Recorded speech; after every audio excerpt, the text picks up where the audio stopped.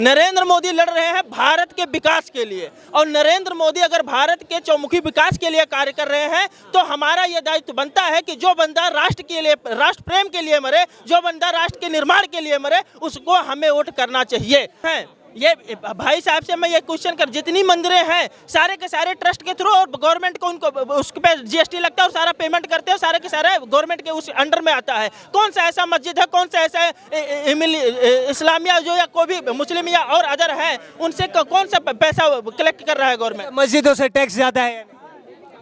इतना मस्जिदों का वो नहीं है। मैं कहना चाह रहा हूँ, देखो मस्जिद, आप एक मुस्लिम वर्ग से हैं, आप कह रहे हैं कि मंदिर बनाने से क्या फायदा होता है? मंदिरों से जो है लाखों खरबों रुपए का टैक्स जो है भारत सरकार के पास जाता है, चाहे कोई भी भाजपा सरकार हो चाहे कांग्रेस। मस्जिदों से मस्जिद पे मैं इन सब चीज़ों बात नहीं करता। पहली बात, आप अभी बोल रहे थे ना कि मंदिर बना करके मंदिर से अपने यूपी में मिलाना है, ठीक है। आप बात करो एजुकेशन पे, आप बात करो नौकरीज पे, ठीक है। 60 साल से भारत देख रहा है उनकी राजनीति कैसी है, कांग्रेस वालों की 60 साल से देखता हुआ आ रहा है। कैसी राजनीति है, थोड़ा सा विस्तार में हमें थोड़ा क्या क्या बदलाव आपने देखे 2014 के बाद नरेंद्र मोदी की सरकार आने के? 2014 के बाद जो वो 70 साल में ना कर सके ना, वो उन्होंने 9 साल में कर दिया। क्या करा? जैसे क्या क्या कार्य? राम मंदिर बना दिया।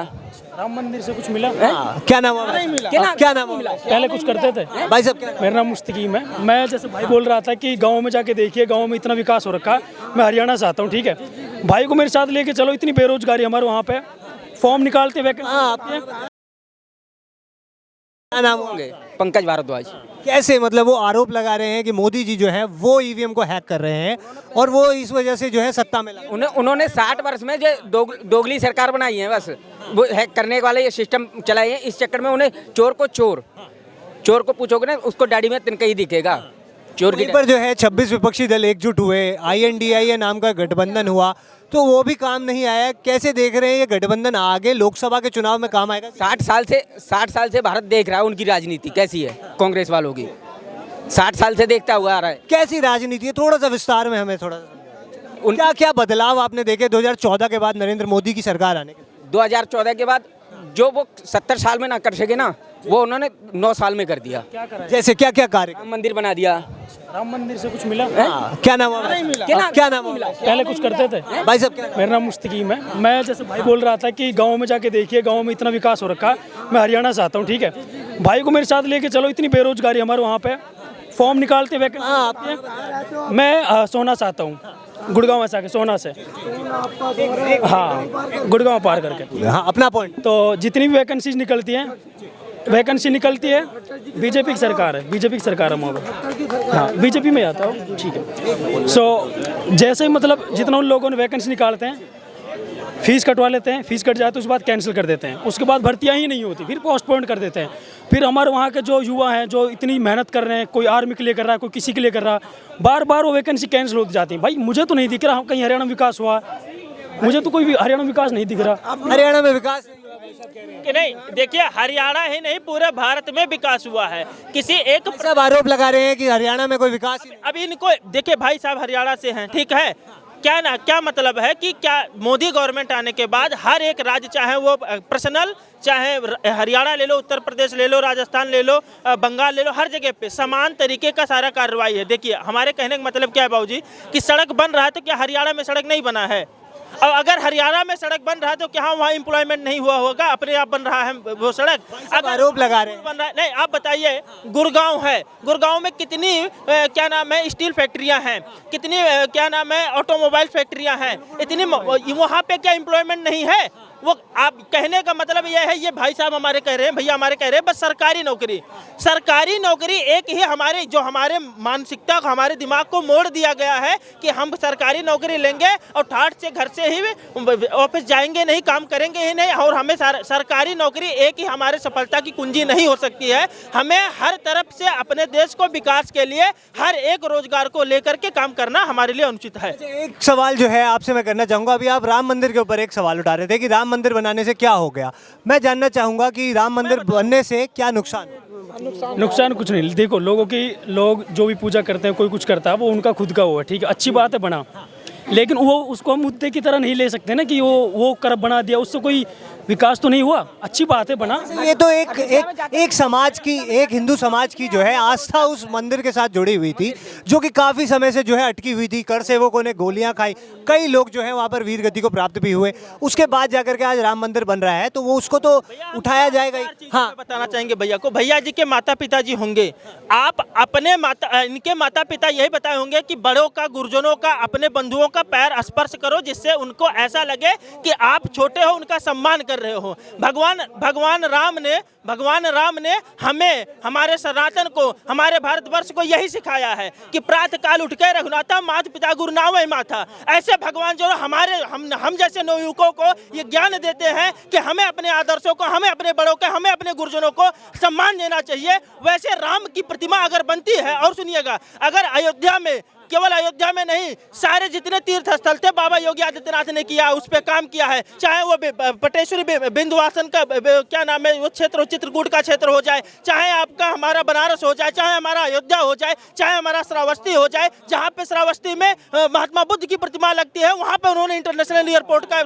श्रावस्ती में उन्होंने लॉन्च किया। हमारे जितने भी सांस्कृतिक स्थान है, उनको हम अपने संस्कृति से जोड़ करके आगे बढ़ाएंगे और फिर वहाँ पे भी विकास होगा। राम मंदिर बन रहा है, इंटरनेशनल एयरपोर्ट बन रहा है, वहाँ पे लोग आएंगे, और वहाँ पे होटल्स बन रहे हैं, वहाँ पे रोड इंफ्रास्ट्रक्चर बढ़ रहा है, तो वहाँ की जमीनों की वैल्यू बढ़ रही है। आरोप लगा रहे हैं, विपक्ष आरोप लगा रहा है कि राम मंदिर बनाने से रोजगार नहीं मिलता, देश में रोजगारी। राम मंदिर बनाने से क्यों रोजगार नहीं मिलता है? जहाँ जितनी दुकानें वहाँ अयोध्या में लगी हुई हैं, जितने लोग अयोध्या स्नान पर्व में जाते हैं, लाखों लोग परिक्रमा में जाते हैं, लाखों लोग वहाँ पे स्नान करने जाते हैं, लाखों लोग मंदिर देखने जाते हैं, तो वहाँ के लोग, जो लोकल लोग हैं, क्या उनको वहाँ पे लोग परचेज नहीं करते हैं? वहाँ पे रुकते नहीं हैं? वहाँ पे होटल इंडस्ट्री को बढ़ावा नहीं मिलता है क्या? वहाँ पे और अदर क्या नाम है दुकानों को, जो ऑटो रिक्शा और सारे लोकल लोगों को आगे बढ़ने का मौका नहीं मिलेगा? वो अपना लोकल प्रोडक्ट बेच सकते हैं। जैसे हम यहाँ से जाते हैं जर्मनी जाते हैं, हम बोलेंगे जर्मनी का ये फेमस है, वहाँ का वो फेमस है।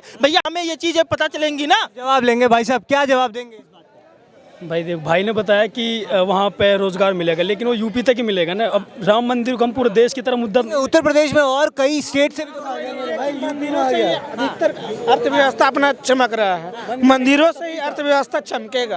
आप तिरुपति उठा लो, तिरुपति से उसमें कितनों को, गरीबों को खाना देते हैं, कितने भूखों को पेट भरते हैं, तो उसमें क्या मंदिर से किसी को फायदा नहीं हो रहा?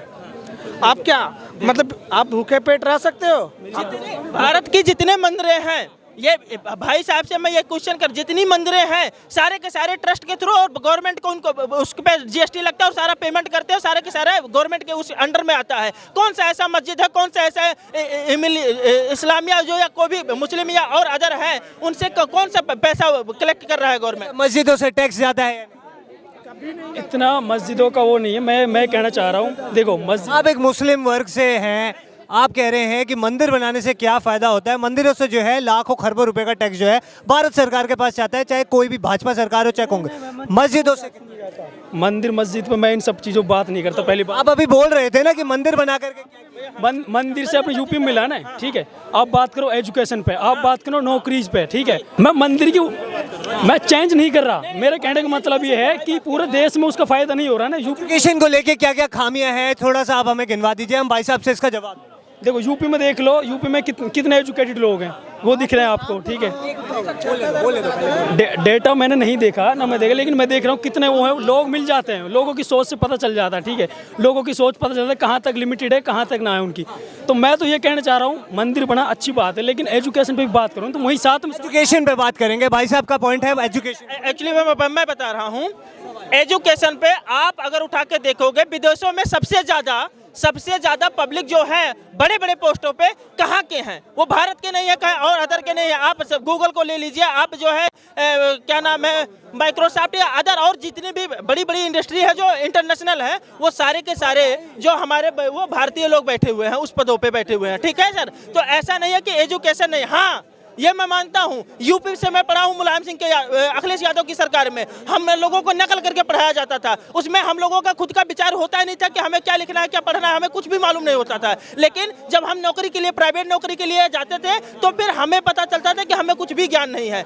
योगी आदित्यनाथ ने आए और हर एक स्कूल में नकल विहीन परीक्षा करवाने का प्रबंध करवाया, और हर एक स्टेट में जहाँ जहाँ क्या नाम है बीजेपी की गवर्नमेंट है वहाँ पे नकल विहीन परीक्षाएं हो रही हैं। तो ऐसा नहीं है कि एजुकेशन मैं चाहूंगा मुद्दे पर वापस आते हैं। भाजपा सरकार 3 राज्यों में जो है अपनी बढ़त के साथ जीत जाती है। अब क्या क्या मुद्दे जो है भाजपा सरकार जो है लोकसभा के आगामी चुनाव में रखने वाली है, जिनके बिना पर वो चुनाव लड़ेगी? देखिए, भाजपा जो मुद्दे रख रही है क्योंकि देखो वो हमेशा राम मंदिर, 3 तलाक, ऐसे तमाम। राम मंदिर 3 तलाक के हम नहीं उस पर, देखिए वो हम हिंदुओं का एक नॉर्मल लोगों का अपना एक कमेंट है।